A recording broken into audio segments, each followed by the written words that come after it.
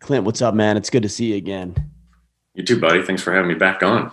Of course, I had to wrestle the book away from my kid. My oldest son is all about it. I don't know if you know, but John Lovell was here last weekend, and so him and I were talking, and I got to tell you, man, he was a little bit upset that I got the book before him. He was a little upset about that, but my son was in the conversation with us, and he actually snagged a copy, and I had to pull this out of his room to get it back so I could talk with you about it today. Nice. Yeah, John's got his on. Actually, he should have gotten them now. You got galley copies, so those Yeah, are, for sure. you actually got the rare version. Those actually have These are mistakes the in there. these are the better ones, man. The ones that have the mistakes and everything else. Yeah. Like I'd rather have a galley copy than like the perfectly honed and refined and fine tuned Yeah. copy. But it's a pretty cool thing, man. I like what you're doing because this one's a little different than what you've done. Because I think this is what the third or fourth edition. Is that right?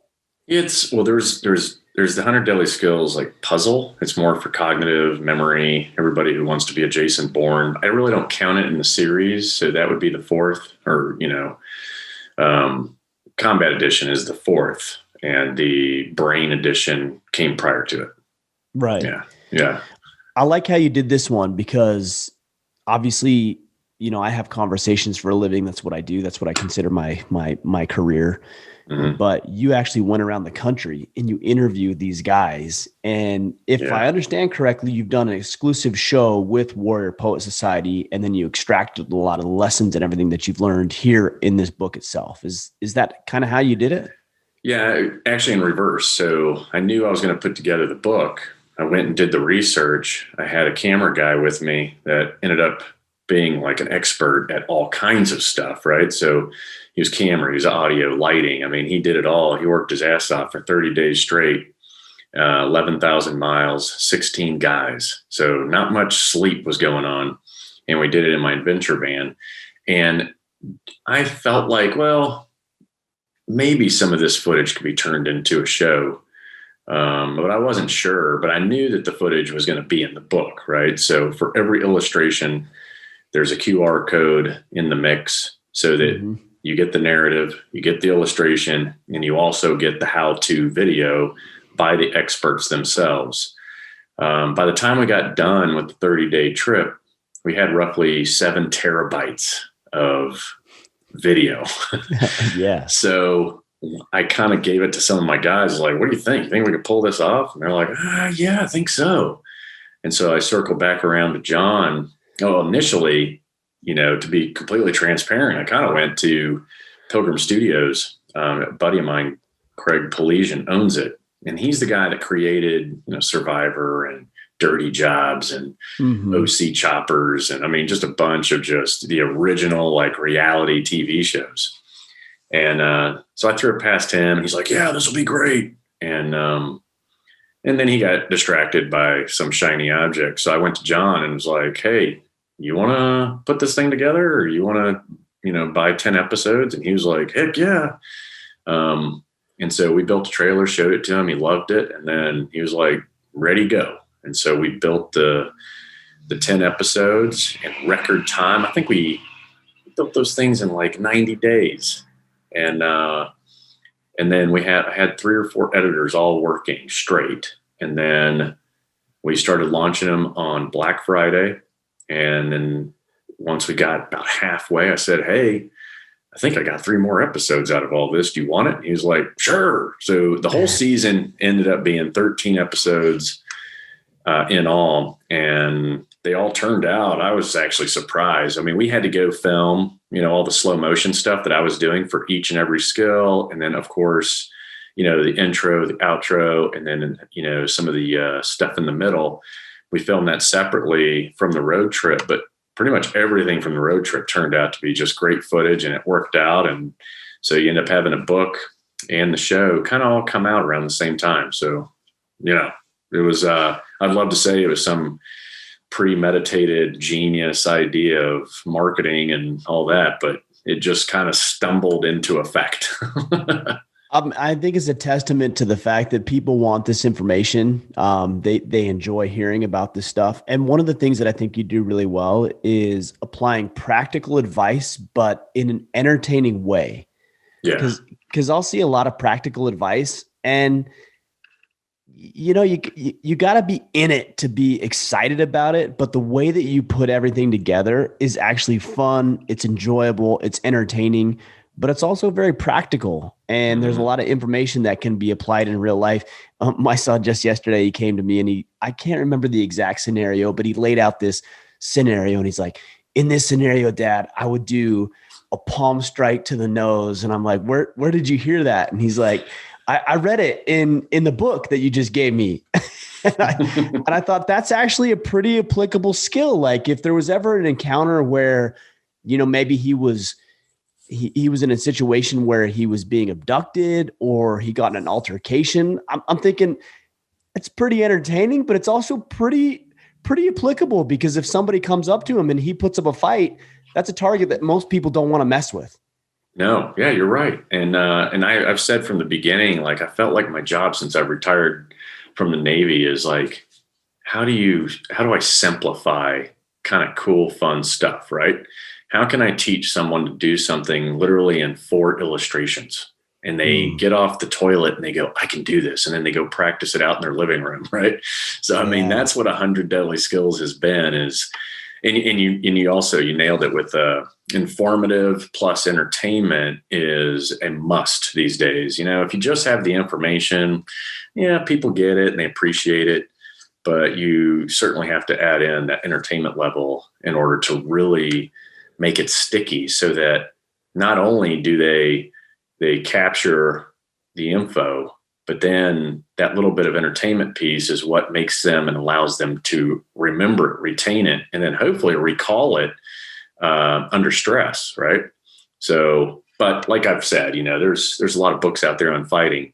Combat Edition is probably the first one that challenges that statement of you can't learn how to fight from a book. But this one challenges. You still got to take those skills, find a buddy or go buy Bob and, practice. So you bring up Bob. That's a great point, because I've seen you doing videos on Instagram and everywhere else where you're doing, like elbow strikes to Bob and everything else. Yeah. How practical is that in a real world type situation, or does that need to be coupled with actually be pitting up against another individual who's trying to hurt you as bad as you're trying to hurt that person? Yeah. I mean, Bob is a one-way valve, right? Allows you to work on your techniques, footwork, a lot of movements, but it's one way, right? Because Bob isn't, right.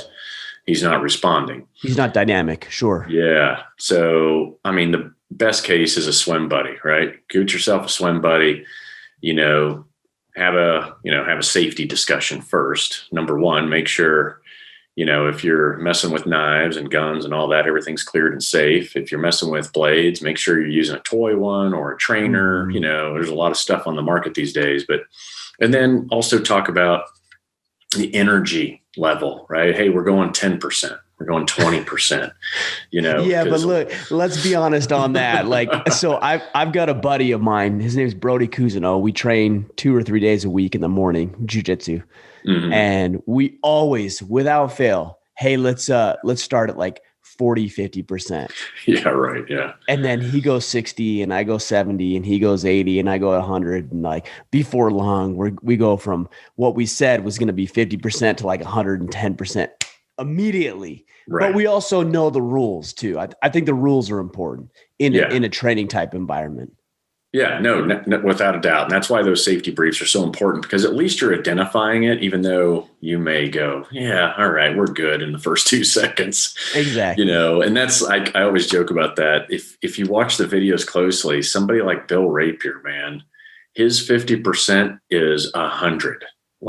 And you'll see in the videos my apprehension every time he grabs my neck, every time he jerks me in, whether it's a clinch or he's, doing a shot to the gut. You'll see me in the video go, because it's not.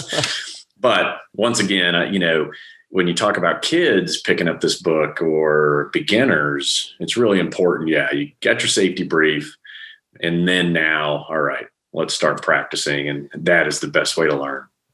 I think you also bring up a good point. We read a lot of books and we go through a lot of information, and I think men are probably more guilty of this than anybody else. We tend to believe that we're going to perform under, the worst case scenario. But then when you get in an actual altercation, even if it's in training, I think we underestimate the power of another human being who is your size and your strength, or even more so, grabbing you by the arm or grabbing you by the neck or delivering a blow. And you realize, holy shit, like I'm not prepared for this. No. I didn't know it would be this violent or this challenging, because we puff ourselves up in our own minds and don't ever put ourselves in these circumstances. No, yeah, you're exactly right. I think the body mechanics across the board is always the true indicator of whether you're ready or not, right? When the first time you get grabbed, you realize, wait a minute, I need my whole body to be able to equalize that grab, right? Yes. I mean, your core all of a sudden becomes the most important aspect of the whole deal. And that's where people realize that, wow, I'm probably not strong enough or have the foundation yet to be going full bore. Or they realize, okay, I've got to engage a lot more than I ever thought in order to really respond properly to whatever's coming at me.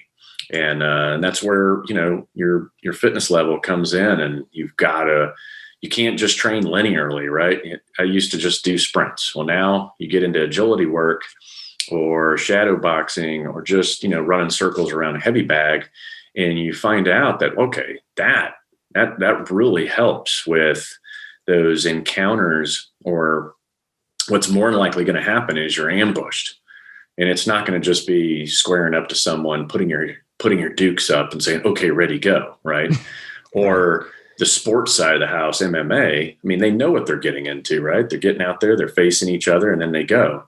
In the real world, you're going to get caught off guard is usually the odds. And you need to be able to withstand a blow from all directions. You need to be able to get your feet under you as quickly as possible. So from your ankles to your knees to your hips, all of a sudden, it's important that they're trained in all directions, not just going for a run or just doing sprints or just doing deadlifts or just doing squats. I mean, you got to do all of those boxing drills. And that's what comes in handy. Or, the Tony Blauer stuff, right? He's the one that's like, you have to weather the ambush before you can get in the fight, right? And there's a lot in that statement where, you've got to be able to take it from an angle that you're not expecting, leverage that startle response, that flinch, weaponize the flinch. Like if you're digging around your closet and a box falls on you, your hands come up. If you go around the corner and your kid scares you, your hands go out. Mm-hmm. But you're taking those responses and that flinch, and now you're weaponizing it from your hands all the way to your feet. So the more you can kind of put yourself in those situations with your buddies, the better off you'll be. I think that goes a lot further than, mastering a palm strike, right? That's easy. What really you need to master is that startle response, startle flinch. And when you go to block, making sure that your legs, your core, everything's engaged. And then now you're putting your chest towards a target and you're going to town after you weather that first scare, right? Or whatever it is. Yeah, I've noticed that just in training over the past couple of years with jiu-jitsu in particular. I train with Pete Roberts, who's a world-class competitor when it comes to jiu-jitsu, and he's obviously bigger than me. Yeah, he's a big dude. And yeah, he's a big guy. And he'll get me into position, or he'll get into mount, and it's like, okay, I got to go to defense first, like get myself in position, protect myself. Cause I remember rolling with him 2 years ago. I'd stick my arms out, and he'd grab one of my arms and essentially simulate breaking one of my arms. And I'm like, okay, I can't do that anymore. Like, just protect yourself, breathe, figure out what's going on, regroup, and then you can put yourself into a better situation. But I think what most people underestimate, and I can't remember the video that you did, but it was with a gentleman who had talked about thinking like the enemy or something like that, where he was in a bathroom, if I remember right.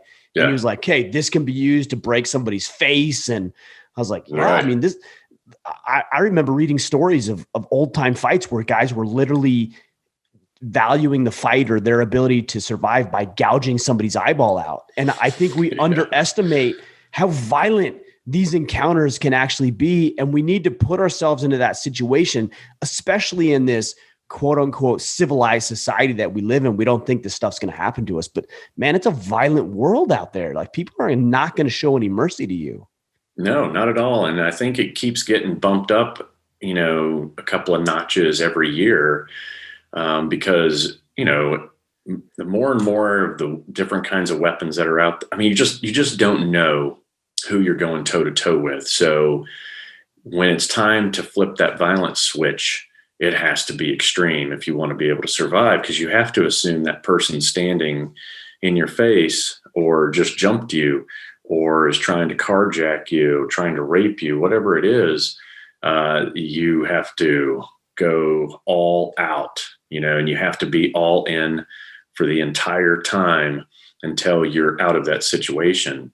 And the guy you brought up, he was a former one percenter, for a really popular motorcycle club, and he was the sergeant arms for that group for quite some time. So he had been his fair share of bar brawls and fighting. I mean, and not to mention, he's also a really good Thai boxer. So you combine being a one percenter, and for most of your listeners, if you know one percenters, that's your Hells Angels, your Banditos, your Outlaws. Those are your outlaw motorcycle clubs, and they're labeled by the FBI as organized crime. And but regardless of all of that, they are another genre of badasses in this country. And that's why I made sure to put his information in the book, was because I wanted to open up the aperture on badass. It's not just special operations guys or MMA. I mean, there's a lot of people out there with a lot of cool skills in different industries that are badasses. And that was really the goal, was to share, this array of different arts or shooting or blade work, so that not only are you kind of getting an education on all of the different stuff out there to kind of choose from, or guys to learn from, but you're also getting sensitized, to, what to expect, really, if something like that happens to you, or the combinations of stuff you can throw at someone. It's limitless, it's super cool. And inadvertently, 100 Deadly Skills Combat Edition has become its own fighting system, because it starts non-lethal and it ends with lethal stuff. And if you learned all 100 of those things, you'd be a pretty badass dude. Yeah. And I think we need to be sure to say, and I know you would agree with this, is like, just reading the book doesn't mean you learned it. Right. Right. You gotta go out and do it. Some guys think that they're like, oh yeah, I read this book. It's kind of like that old, what was a Holiday Inn commercial or something? No, but I once stayed at a Holiday Inn. And so you actually think you're capable of doing whatever it is. I mean, exactly. I got into a weird sort of, I wouldn't say altercation, but a weird scenario just the other day. My son was with me, my oldest son, and we were at the gas pump, and this guy came up on a snowmobile, and he was pissed off because I didn't pull up to the next pump in front of me. Oh yeah. But the next pump in front of me was out of order. He didn't see that. And so he was chewing me out and he was yelling and everything else. And I'm like, man, I'm going to F this guy up. Like, if he keeps running his mouth, I'm going to F this guy up. But then I remember, I'm thinking to myself, well, I don't know. Maybe he has a knife. Maybe he has a gun. I don't know what his deal is. Maybe he's whacked out or whatever. I don't know what his deal is. And so I opened my car door and I'm like, okay, don't get out of the car.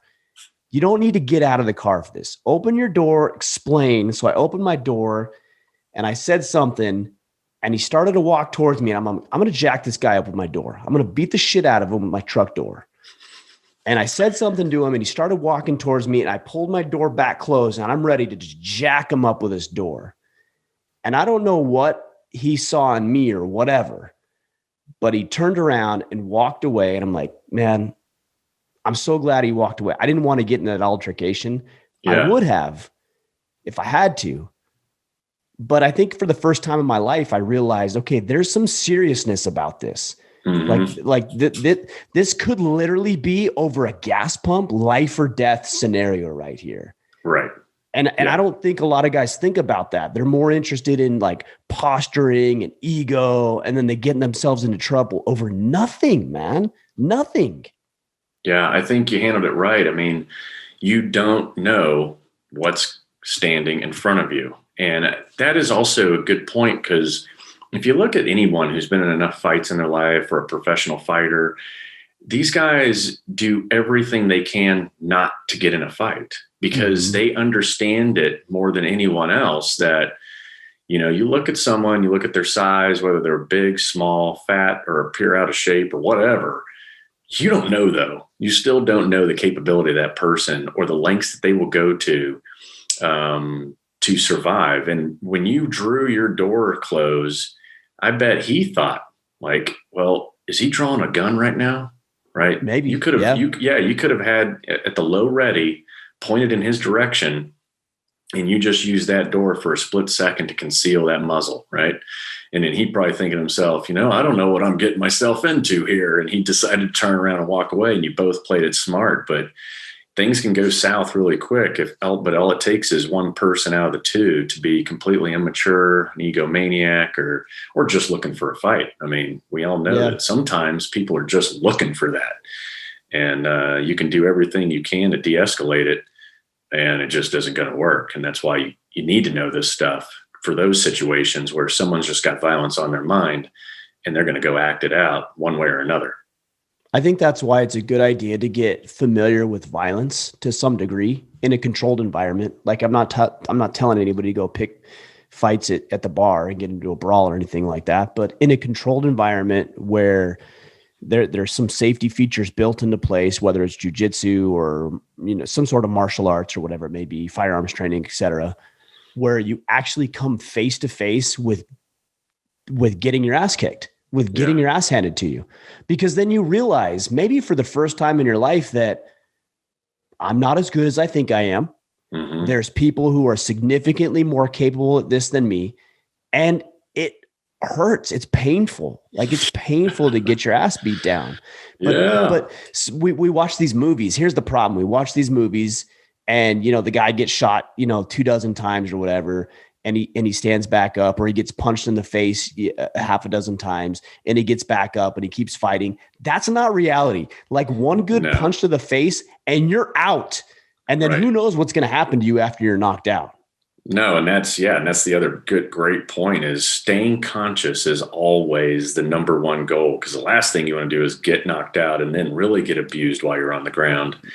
And the other point you make, going out and, you know, whether it's through a gym or, you know, whether it's a boxing gym, MMA, somewhere, and getting your ass kicked is a great idea. I mean, it's almost just as important knowing how to take hits as it is to throw them. And that's where a lot of people fail. You know, the first time I really learned that is on one of the deployments. We found ourselves in Thailand. And me growing up in martial arts and stuff, I was like, I don't want to go and get in the ring with one of those little Thai kids and those Thai boxers. And that was I mean, I've had other humbling experiences, but to feel their elbows, their forearms, and their shins just literally destroy me. And they were half my weight, right? Here, I'm a Navy SEAL. I weigh, you know, I'm at 185, 190. These dudes are like 100 pounds wet. And they were destroying me, right? And they weren't even going full bore. They were just letting me know that their forearms and their shins are made of steel, right? Mm-hmm. And then, you know, and now I've learned, like, it's just good to go up against, you know, training partners that, you know, can whoop your ass. I would choose that any day of the week over someone I know that I could win against.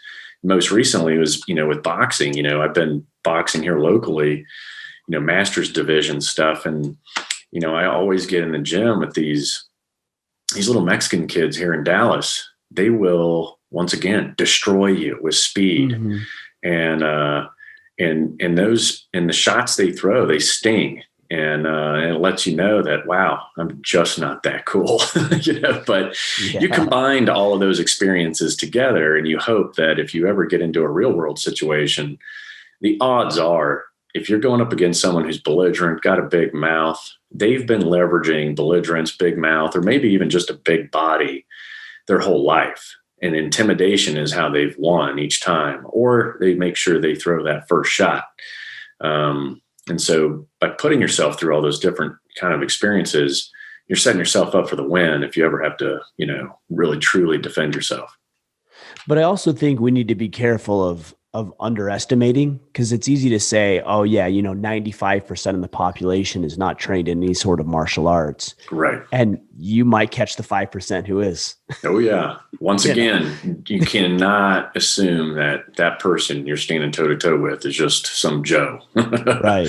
Yeah. It's funny too, is one of the things I've caught myself doing, even at jiu-jitsu, where I know these guys and I deliberately go to train and to get better and to improve myself and go against hard guys, is I notice I'll have a tendency of gravitating towards the guys I know I can stack up well against. It's just, even though I'm deliberately going for that purpose, I still, even if it's subconsciously, will try to work with the guys I stack well against. And I have to make a deliberate attempt every day I go, which is 4 to 5 days a week, to pick that one guy who I know I cannot beat. For whatever I try, I cannot beat. I have to make a conscious effort to pick that guy to run with. Yeah, it's the person you can't beat yet, right? That's more point. That's kind of, because you roll, the deal. You roll long enough, and I jiu-jitsu was like my primary thing in college, right? Back when UFC 1 and the Gracies and the name became huge. Everybody was like, Brazilian jiu-jitsu. That's it. That's the one. Yeah. And I know that I did the same thing, but it was I realized early, and it was actually one of my instructors that was basically like, no, you will go up against someone who's far more advanced than you all the time. You don't get a choice anymore.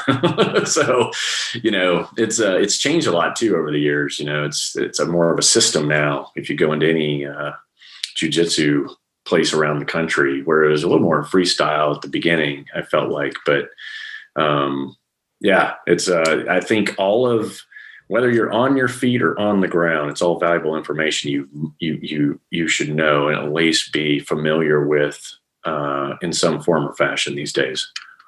What do you say to guys? Let me back up when I say this, because there's a lot of guys that I talk with who are busy. You're busy. I'm busy. Everybody's busy. We got a bunch of shit to do. We got families. We got life. We got work. We got hobbies. We got interest and activities.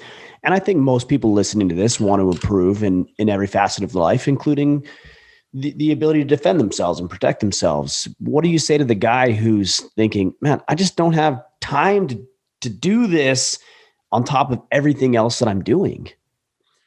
Yeah, I get that. I mean, I've even been victim of that, where I don't make time to do it. That's really the answer, right? You're making a choice not to make time for it, especially if you're trying to maintain a certain level of fitness. You're trying to keep your jobs and families happy.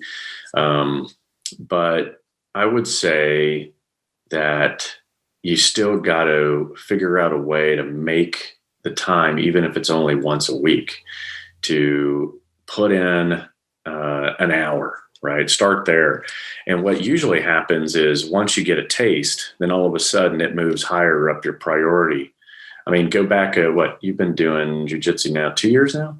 A couple of years, a little over 2 years solid. And I remember when you were posting about starting and stuff, and I'm sure you now know this, and I know I've felt it multiple times over my life, really. Anytime I would drop kind of out of it and other things moved up the priority list, all I had to do was just get in there, right? And feel a little bit of intimidation when you walk through the doors each morning or whenever you go. And then that intimidation is broken once you're laying on that mat. You start getting you get warmed up and start doing whatever you need to do.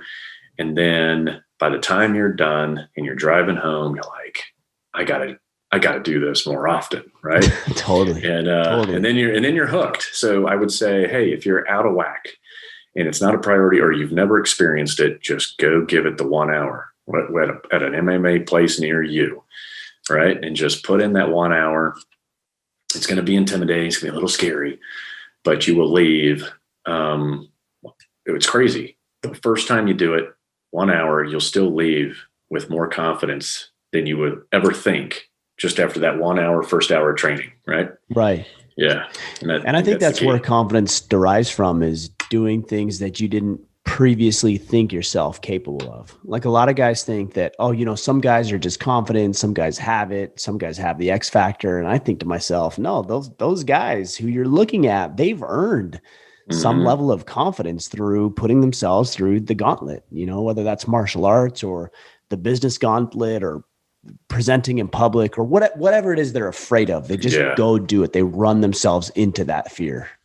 Yeah, no, I agree. It's, you just got to charge away. And then the addiction will kick in later. Yeah. Is there, when you get that feeling of pride and satisfaction and you see the growth, and it's hard to not want to be excited about it, but is there a certain skill set or martial art that you would say, hey, this is the starting point? Because look, I get a lot of guys who are like, well, why don't you do boxing? Why don't you do Muay Thai? Why don't you do Krav? And I'm like, look, I'm not discounting any of that. I think all of that is valuable, but this is where I put my emphasis currently. That's not to say I won't do something later, but is there a low hanging fruit that you would say, at least use this as a foundation? Is it jujitsu or is it something else? Yeah, I don't think it's any one, as you know. I think it's, but if I had to narrow it down to two, it'd definitely be Thai boxing and jujitsu, right? So, with Muay Thai, you're learning how to use all your tools. It's not just fists and kicks. It's shins and elbows and headbutts and, a lot of great combinations that are there that help with eye, hand, foot coordination. Because when people get in their first encounters, they realize, they stumble over their own feet and they're their own bad guy, sometimes because they had no idea how uncoordinated they were under stress until it happens and they just fall to the ground. Right. When the goal is to create distance, distance increases survivability. So I would say Muay Thai and then getting on the ground, right? You got to get on the ground. It's the last place you want to be in a real fight, but 95% of the fights end up there. So you got to train to worst case scenario, which is on the ground, on your back. And so you have to get in there, and it's not like you're going to go and don't think of it in terms of, I'm going to go in there and earn all these belts. You have to go in there in terms of just thinking, man, I want to start learning those basic skill sets that, could benefit me when I have a bad day. And then taking the basics, just take the basics and master those things, because that's what's going to make you a more advanced person. And a lot of people want to skip, right? They want to go, I don't want to learn, they want to move beyond the basics into what they think is some other world of cool stuff. But the reality is it's the basics that usually is the cool stuff, but it's not cool until you get really good at it, Right. So this really applies to like firearms and, other weapons, because people see Hollywood or they see a guy who's been doing it for years, do a lot of fancy stuff with it. But the reality is the basics is really where, it's really where you benefit the most. Yeah. Yeah, I think this is where that artistic element comes in. I think of art, and I've heard, and I'm paraphrasing here, but, great artists are able to break the rules because they know the rules. Oh, yeah. Yeah. Like you can bend and break the rules only because you have the solid foundation of what the rules actually are, that you can begin to experiment and create. And that's a pretty fascinating place to get to. But the other thing too, I think we need to realize is that these are perishable skills. This is not like riding a bike. A lot of guys think, like, if I know how to throw a strike, like I'll always know how to throw a strike. Man, if I take 2 weeks off from jiu-jitsu and I come back to class, I'm like, holy shit, I'm behind the 8 ball on this. Because there's what Pete would call invisible jujitsu, but there's also a level of timing. Like I rolled with a guy last night who he's a fellow blue belt. He's significantly better than I am, but he's probably taken 4 to 6 months off or so. And it was amazing to me, as good as he is, how easily I was able to pass his guard. And he said something, and I said, well, you haven't been here for 6 months. I've got the timing down. You don't have the timing anymore. Like, the skill, but the timing is missing. Right. And it was a pretty telling little moment to see that somebody who's significantly better than me in any objective metric. And yet I was able to pass his guard because of that timing and that perishable skill of training martial arts. That's right. And even when you look deeper into that, it's a tactile, it's a feel, right?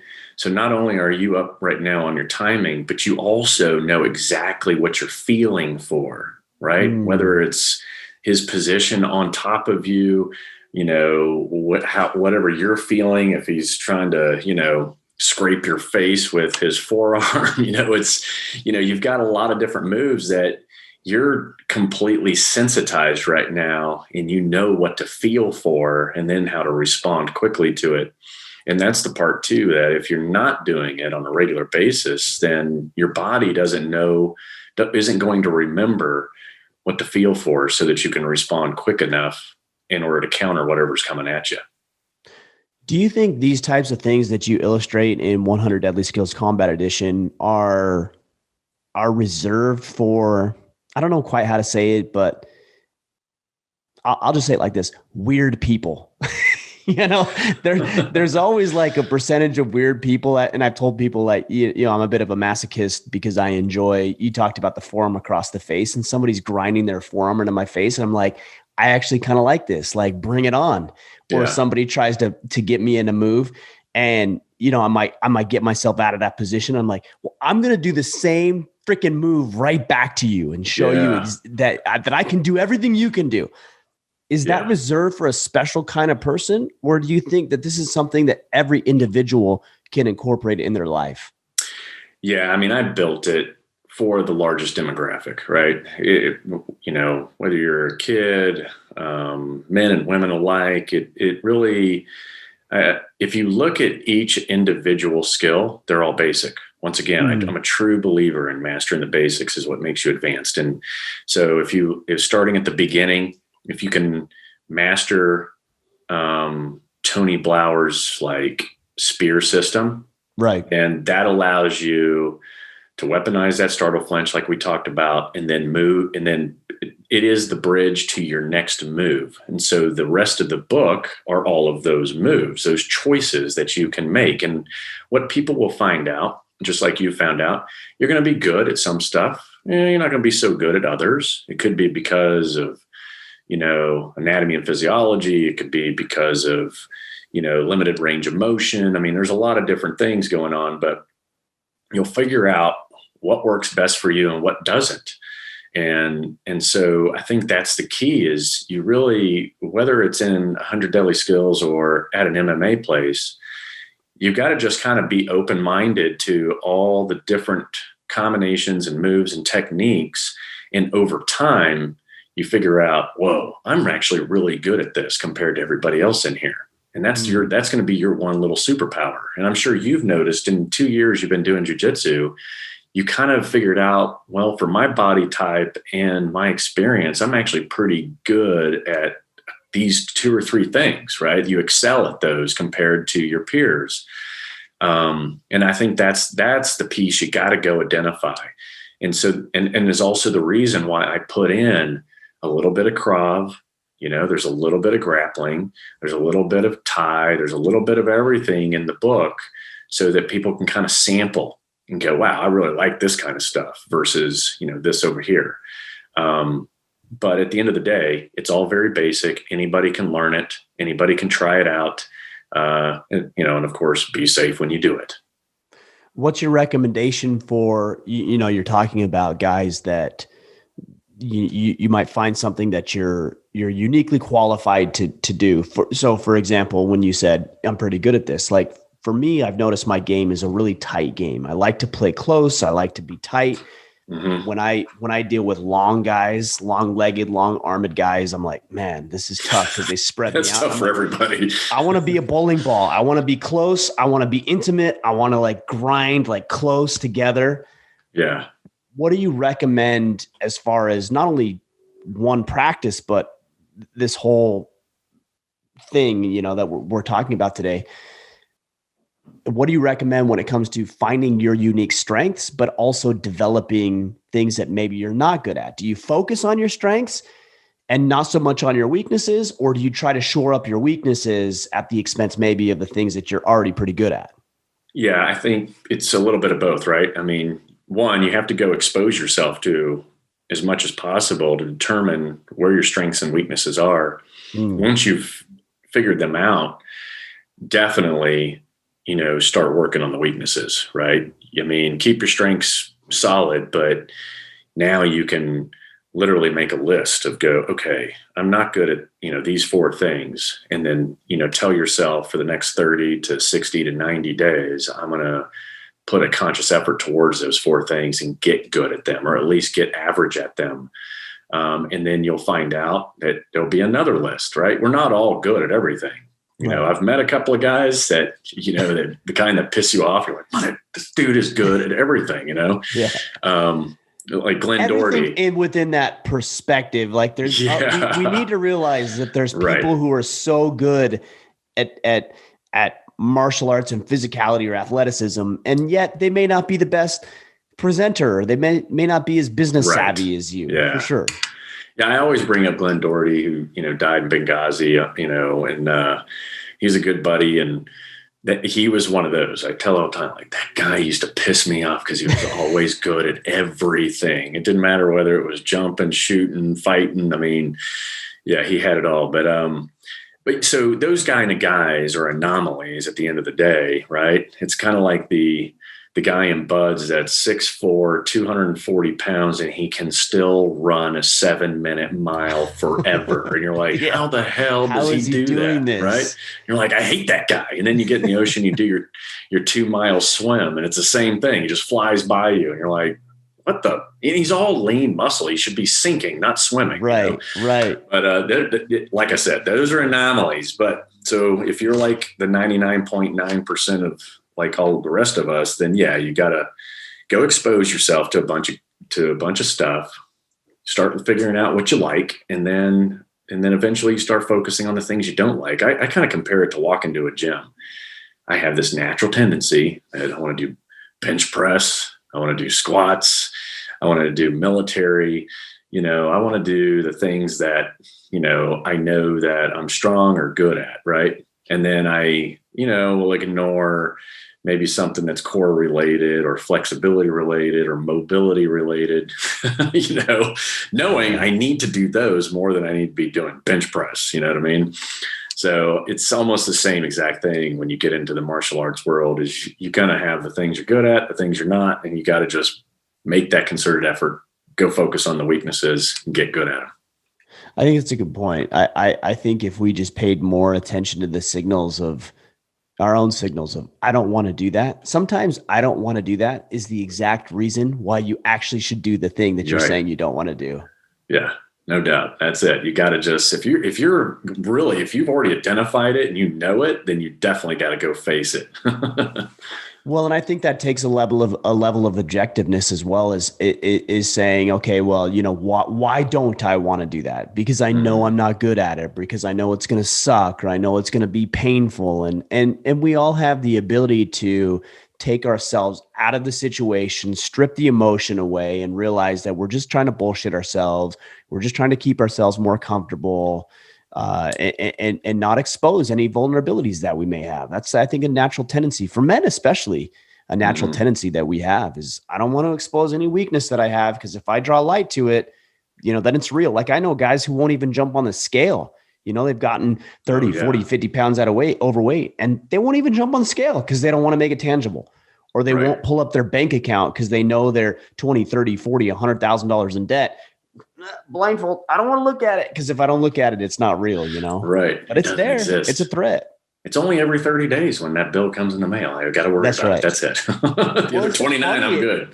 It's comical because I see my daughter, she's 6, 7 years old, or maybe not her. She's probably outgrown this, but my 4 or 5 year old little boy who will play hide and seek or whatever. And he'll close his eyes, he'll cover his eyes and he'll think that because he can't see me, I can't see him. Right. It's not how it works. And we laugh at the little child who does that. And yet we do the same thing, like, oh, if I don't acknowledge it, it doesn't exist. No, it actually exists. But because you don't have the balls to look at it, it's going to bite you in the butt in the worst possible timing and situation that you could imagine. Yeah. You nailed it, man. You just got to face the music. And it's uncomfortable, right? It's taking a bite of humble pie, is difficult for everyone, right? It's like I compare it to the person who has to walk in with his gi on that's brand new. Right. Mm-hmm. And he's got a white belt. There's a little bit of like, oh man, I'm not like all the others in here right now. But you have to do that kind of stuff every now and then. Like they got to, it's like testing your will, and pushing yourself into that uncomfortable world and in all shapes and sizes. And in the end of the day, you come out, definitely mentally stronger, physically stronger, a little more prepared for the next, whatever that is, surprise, or the next time you decide, okay, I'm going to go face this. And then the more you do it, the more you get addicted to like, I need to test my will. I'm a true believer. You got to test it at least once a year, like truly test your will. Go do something that you want to quit, but you're not, right? And so for me, it used to be adventure races. I got really big into adventure racing, Primal Quest, which was put together by Don Mann, and he had done designs for the Eco Challenges. So Primal Quest was like worse than Eco Challenge. And so I'd been doing sprints and, the short ones that are like, a couple hours to 24-hour. And it's everything from running, mountain biking, kayaking, swimming, and it's all, outdoor kind of in nature type races. But, working your way up to something like Primal Quest, where it's 500 miles, right? And it's a combination of soft sand marathon is how it started, right? Brutal. Soft sand marathon to the first. Brutal. And I was like 10 miles in. I was like, okay, I want to quit now. I would have thought of that like a mile in. You made it longer than I would have. That's for sure. Oh, man, it was horrible. And this is in Moab, Utah in the heat, right? Yeah. So it was awesome. But I think, everyone's got to go out and test their will from time to time. And testing your will for some people could be putting on that brand new gi and a white belt and walking into that jujitsu, gym and facing all those people who've been doing it for months or years longer than you. Or if you've already been doing that, well then, hey, maybe it's go sign up for an adventure race, and you're going to do something that, you're going to go kayak 14 miles, right? If you've never done that before, your shoulders will be on fire and the sun will eat you alive. And what may sound easy isn't exactly all that easy after all. But, going and putting yourself in those situations, I think is always a great idea. I think there's a level of pride, that should not excessive, but a level of healthy pride that should come from that. I see a guy who's, 70 pounds overweight who goes into the gym. Man, I don't look at that guy with a negative attitude. I think that's way harder than what I'm doing. Yeah, he's getting after it and he's making a change in his life. He's made the decision instead of sitting around talking about it. He's getting out and doing it. I think you're right. Yeah. It's that kind of stuff's important. Yeah.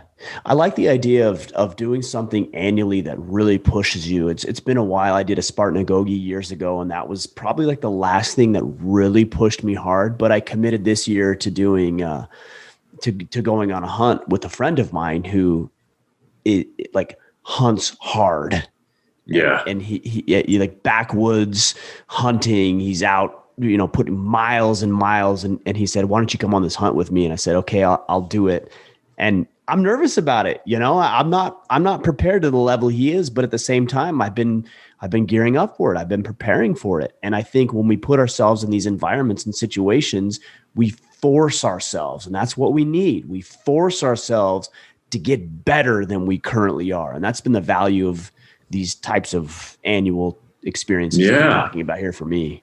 Yeah, I think, and plus when you have a like, let's say it's an annual goal, now you're also giving yourself something to train for, right? You got to now go, all right, I can't just show up cold for this, or I'm not going to make it, or you're not going to do well, or you're not going to finish, or whatever it is. But you have a goal, and that usually makes training a lot easier when you have something you're training for, vice just training, right?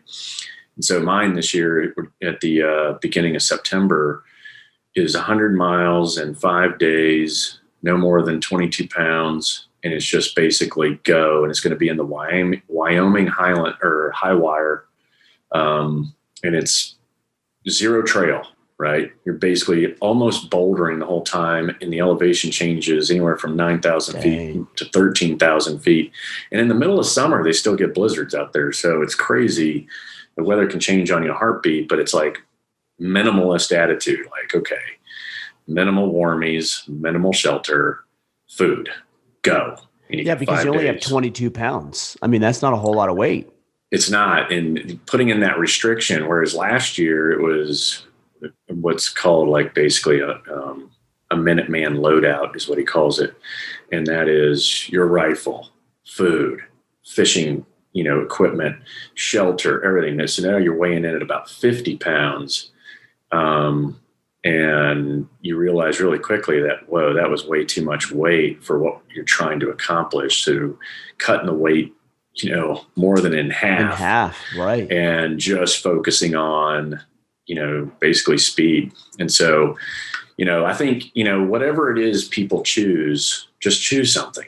It can be an organized thing. It can be a marathon. A lot of people aspire to do one of those at least once in their life. And then before you know it, they're doing them every year. Or, an Ironman. You can do one Ironman, or more than likely, if you're going to spend the money on the equipment and the train and time and get in that kind of shape, you're going to end up doing more than just one Ironman. Before you know it, now you're like this veteran person doing cool stuff that everybody admires or looks up to or wants to learn from. So it's just a matter of getting out there and doing it, You bring up a good point. You talk about these guys who are, veterans, Ironman or whatever it is. It's like, well, at some point they were you. Like right. At some point they never did one before. Yeah. And that could be you. We look to these people and we think they're superstars, and frankly, they're really not. Look, I'm not discounting what they've done, but there's nothing special. There's nothing unique. There's nothing extraordinary about them. They just plan something and then they just do it on a daily basis, and they work towards it, and they get better and improve and get better. And that's you in 10 or 15 years, maybe not even that long.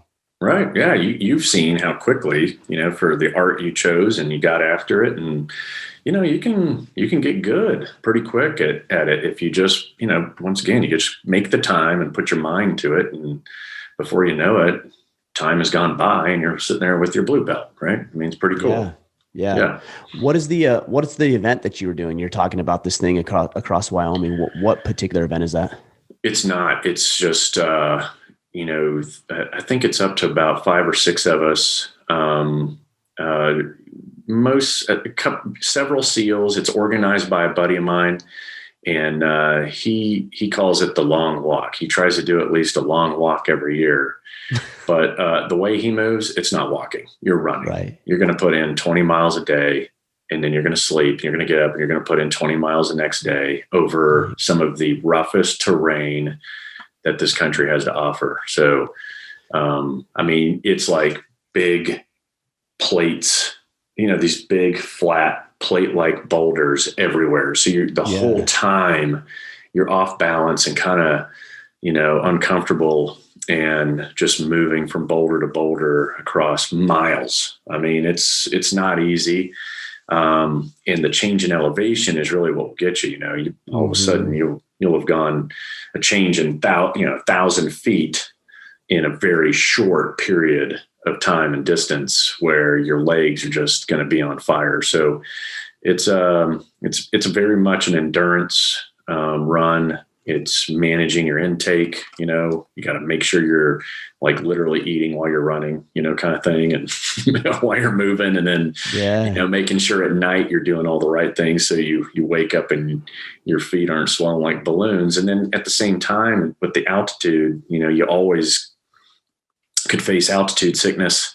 And so you got to, make sure you're doing all the precautionary stuff for that too. So, but yeah, it's some SEALs and some other dudes that just do it for a living kind of thing. And we're just kind of going for it. And, yeah, should be fun.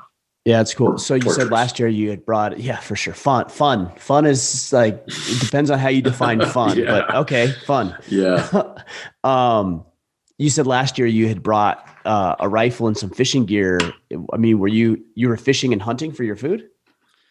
No. So last year, the intent was to take some long shots. So the idea is number one, kind of being at the level of performance to be able to do 100 miles and in a short period of time with all the gear necessary to survive long term, right? You were still carrying your food, you weren't hunting it, but you were carrying your rifle, and the goal was going to be to take some long shots. Take a moment. All right, guys, let's get down. Let's take some long shots. Whether you just you're trying to kill a rock that's 400 yards away or whatever. Mm-hmm. That was blended into it. Comms was blended into it. Basically make an HF shot from where you're at back to a home base. So a little bit of ham, a little bit of the long range shooting. And then, of course, with shelter and fishing, you're carrying basically this compact fishing kit, so that as worst case scenario, you needed to catch some, because there's tons of lakes up there, right? You catch food, any time of day. But so the training, I trained for, all the way up until I did the road trip. Okay, so now here's the funny part. I get in great shape. I got my pack, been running with it. I get on the road. And I put my body at, 2 or 3 90-degree angles, right? When you're sitting in a vehicle, 11,000 miles, 30 days, go, go, go. And when I got to the last stop, I got out and I couldn't even walk. Everything, I've never felt that much pain in my knees before. And so I had done all the training, but didn't actually get to go on that particular one, right? So it was, and it took me all the way up until probably, so that was May of last year, and I couldn't rehab June 1st, I got done with that road trip, to build this book, get to September, and I still was way my legs, I'm talking like my legs were swelling all from the knees all the way to the ankles on a regular basis, to the point where I went to the ER thinking I had like clots in there somewhere. Right. Really? It was they were destroyed. And it was mainly because of sitting for that 30 days straight, locked up my hip flexors, which then locked up my quads, which then put all this unnecessary tension on my knees. And the physical therapy, everything I was doing was not solving my problems. And so I had to pull out last minute. And I literally just these last month or two, I've been able to actually get my knees up and running again. So, it was pain. It was from sitting. From sitting. Exactly. Yeah. Like if you train your body, I kind of compare, like if you train enough, it's a high performance machine, right? Like a Ferrari or any of these cars out there that have a, very intricate tolerance, like high tolerance. When you talk about machining something, you got low tolerance or high tolerance. High tolerance means there's no gaps. It fits perfectly together. Right. And our bodies are a lot the same. So when you train it to a certain level and then you let it sit, like it falls apart. Like it doesn't know. You can't let like a high performance vehicle or anything that's high performance sit that long or do nothing that long and not expect it to have issues, when you fire it up.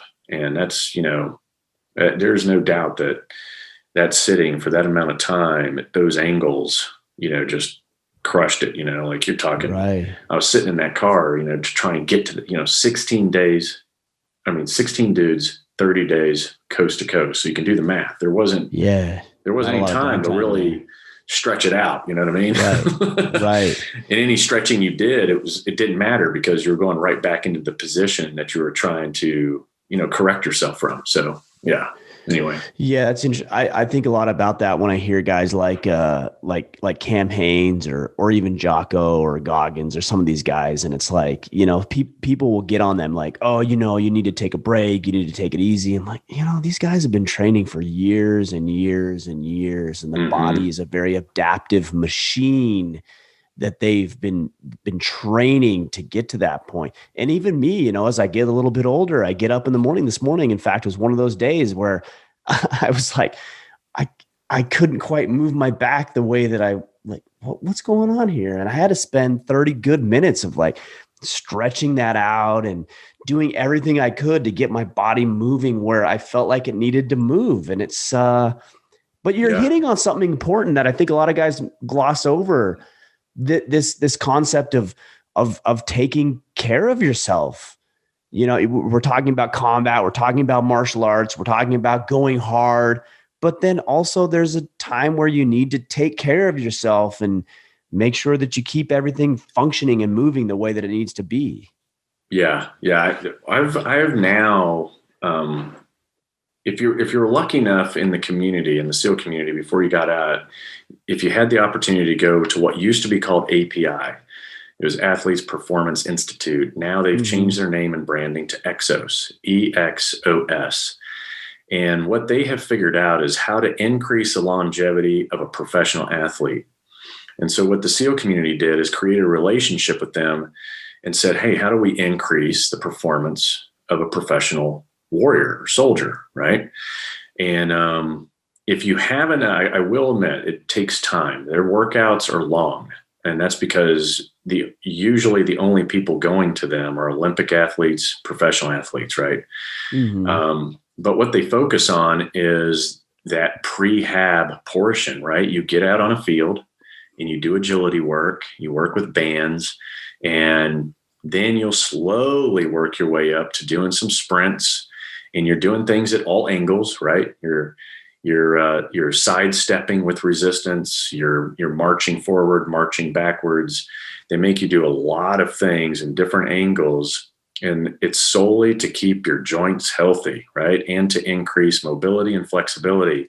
And your workout hasn't even begun yet, right? Then you roll into pre-strength stuff. That's a block. Then you'll do your strength, and then you'll end with usually some kind of metabolic, like basically equivalent to a CrossFit workout is at the end of this, right?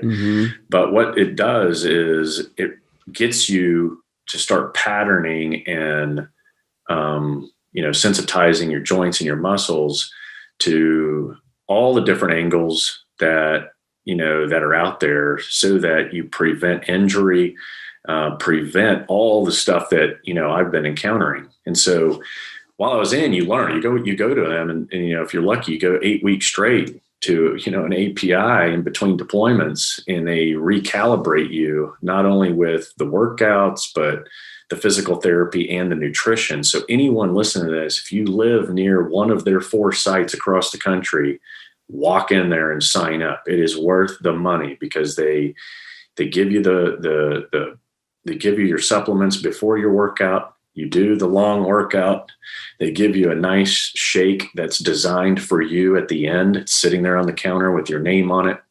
And then, then they do the physical therapy piece if you need it. And you've got a nutritionist sitting there on board at all times. But point being goes back to what we were talking about, taking care of yourself and knowing how to do it. If you just go find that kind of education somewhere, and then start implementing it, you'll be able to perform much longer, the kinds of things that we sometimes just relate to, when I was young, or, young people do that. But what they figured out is they're increasing an NFL. They do all the workups for a combine. Like, for example, when I'm going, I have one right here near me, and I'm lucky to have one, but I'm in there with, all NFL dudes, right? Free agents. And now that the season's over, you've got all your current guys in there now too. And so you're working out with pros, and then you're, being trained by, without a doubt, the best people in the industry right now.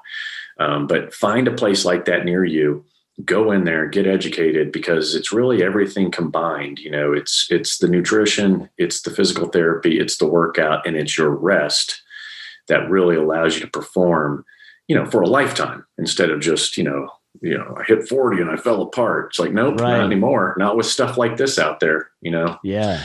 Yeah. This is called Exos, you said? EXOS, is that right? That's right. Yeah. And you it's should open get one. to the public? They have just started I forgot what they've named it, but a program, for pretty much anyone who wants to come in. They will put you through and take care of you. And what I like about it is it starts with the physical therapy examination. So that's where you say and go, all right, for me, I've got both shoulders, right? Completely torn labrums. I've got a hip that's out of whack, 2 knees that are screwed. You got a list of issues. Work. Yeah. And now they know, like, okay, that no problem, right? They get the physical therapy going. They get your workouts that are designed based on those injuries. And before you know it, you're feeling like you're feeling 100% better in a very short period of time, because that's what, what I mean? The guys that they have coming in, it's wasted money if they're sitting on the bench, right? So they have figured out how to get you up to 100% quick, right? I mean, and it's an incredible program. So anybody who can go to one of these sites, you should. And then there's a lot of other ones that have popped up in different cities all across America. They don't necessarily have the API Exos name, but they're doing exactly the same stuff. So the odds are, if you live anywhere, major metropolitans across America, there is an API Exos-like facility, and that's what you want to look for. These are not 24-hour fitnesses. These are not LA fitnesses. These are human performance centers that deal with pros, and they usually have special deals for, non-pro folks. Right. I'll have to look into that because I used to be the guy that would pride myself on, you show up and you go to work. There's no stretching. there's no yoga. There's no chiropractic. Like, you just show up and you get your ass to work. Oh, yeah, and then you said the magic number 40. I just hit 40 last week.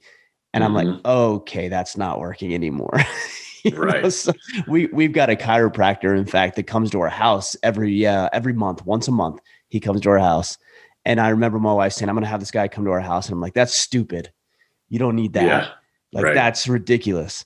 And then he did some stuff with my shoulder. I was having some numbing issues in my arm.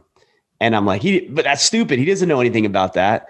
And he worked through some things and talked to me about it and gave me some exercises I could do. And it cleared up. I was like, okay, all right, maybe there's something to it. And gradually over the course of a year now or so, he's become a family friend. But I'm like, okay, there's something to taking care of your body like I didn't for the last 4 decades of my life.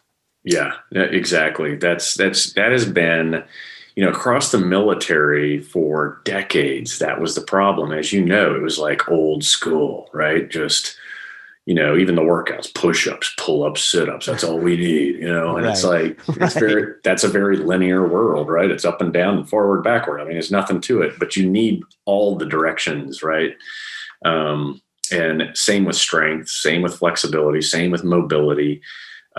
It's a time-consuming, I will admit, it's a time-consuming effort. It's an hour and a half, 2 hours of a workout. And by the time you're done with an API or an Exos workout, that's almost 70 sets of everything that they put in there. So it's a lot of work. But the other thing is that you're not sitting there trying to, you're not overloading on any one thing. Right. It's all about the long game. And, but yeah, anyway, it's good stuff. It's really good stuff. That's a good point too, because a lot of times I think of these guys who are, powerlifting or strength training. And I think, it's good. It's good. You can, deadlift 500 pounds and bench 400 pounds. That's good. There's nothing wrong with that. But What if somebody, punches you in your face and you got to roll on the ground for 30 seconds? Or what if you need to lift the car hood off your wife? Or what if you need to run for any amount of time? And so you're talking about these linear exercises, but the world operates in non-linear planes, where Right. It's amazing. I just got my wife a stationary bike, and I've been enjoying it as well. And I'm like, holy shit. Like I thought I was conditioned. Yeah. I'm not conditioned for that, No. And so mixing it up in different ways makes me realize, we're not as good or as healthy as maybe we think we are. And we ought to be training for these little gaps that we have in our fitness. Yeah. Yeah. I think you're right. Having a multidisciplinary approach is a good idea, and I realized a while back, like you get on a row machine, you go, wow, I suck at this. Yeah. You get on a bike, You're like, whoa, I suck at that too. And well, I suck at this, I suck at that. But those are the things you go, okay, one day I'm just going to sit on the bike and get good at it. The next day I'll get on a row machine, get good at it, There's no rush either. I think people too feel like, well, I want to be in great shape by tomorrow. And then they go in and it's just overwhelming because then they try and work out every aspect of their body. Mm-hmm. And, that's unrealistic, right? I mean, you just got to take it one day at a time, pick those things out that you're going to do each day and then just work on them. Maybe one day is in the weight room and another day is on a bike and another day is on a jump rope, right? Another day is on a row machine. But as long as you're putting your body through all of these different angles and all of these different exercises, then you're going to be a more well-rounded human as it relates to performance. Well, not to mention all that stuff's wonderful and great, but not to mention it's just more enjoyable. How many times can you do a deadlift before you get tired of doing deadlifts? Right. Yeah. There are select few people who can do deadlifts forever and they're jacked. And then there's other guys like me. I'm like, okay, I got to have something different than a bench or a deadlift or a squat. Like I got to punch the bag or I got to fight somebody or I got to get on the bike or I got to go for a run or whatever. And that makes it enjoyable and keeps me in the game for a longer period of time. Yeah, I'm the same. I've got fitness ADD, right? Yes. And you got to break it up every day, do something different, Yeah. And that's what makes me look forward to it, is that if it's different, then I'll keep doing it. Yeah. Well, Clint, tell us how we connect with you, learn more about what you're doing. Obviously, you've got the Combat Edition, which is this one right here. Yeah. But you've got 3 others as well. And you've got your other books, your other work. So I want to make sure the guys know where to connect with you. Yeah. I mean, the center of the ecosystem is clintemerson.com. So you can get to everything there. My main platform on social media is Instagram, but it's all, it's obviously connected to all the others. That's it. clintemerson.com. Right on, man. We'll sync it all up. I appreciate you and our friendship. It's been good to get to know you over the past several years and be able to connect face to face and be able to have these conversations because you have impacted my life. You certainly impacted my kids as they read this stuff and want to try stuff on me. My son comes up to me. He's like, Dad, let me try this thing. And I'm like, I don't know if I really want you to try that thing, but I'm willing to be a punching bag if that makes him feel better and makes him develop some of these skills. I'm all about it. So I appreciate you, man. Back at the podcast. Yeah, back at you, man. Love your words, love your message. Keep going. You're rocking it. So just maintain, right? Just maintain relevance in this world. Absolutely. Thanks, brother. Thank you.